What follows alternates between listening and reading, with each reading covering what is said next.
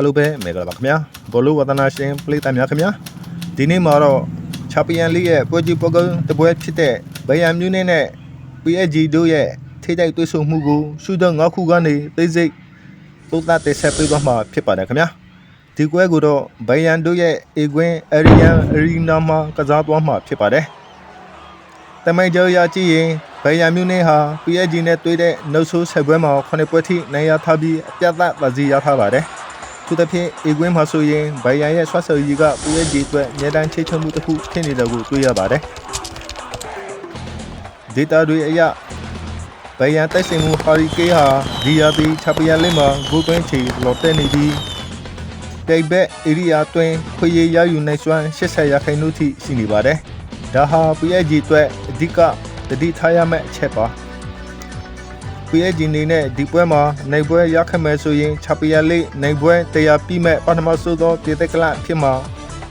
ဖြစ်မှတ်တမ်းဝင်မှာပါဒါပေမဲ့သူတို့ဟာအိမ်ကွင်းပွဲစဉ်တွေမှာခံစစ်အားနည်းချက်ရှိနေတာကြောင့်ဘိုင်ယန်ရဲ့ဖိအားပေးမှုကိုဘယ်လိုထိတက်ခံနိုင်မလဲဆိုတာကြည့်ရမှာပါဘိုင်ယန်ရဲ့ဝင်းလဲထိချုံမှုနဲ့ PSG ရဲ့လျှက်စီလိုညံတဲ့တုပ်ပန်းတိုက်စစ်အပြိုင်မှုက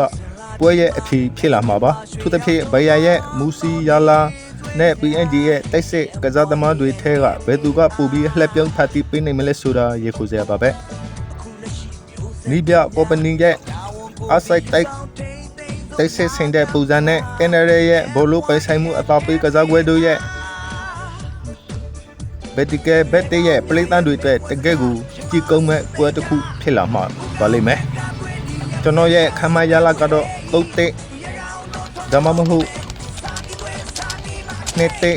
ဂူရလာနဲ့အေကွေးရှင်ဘယံမီနဲ့ကပဲနေရာတော့ဖို့ရှိနေပါတယ်အားလုံးကိုကျေးဇူးတင်ပါတယ်ဗျာ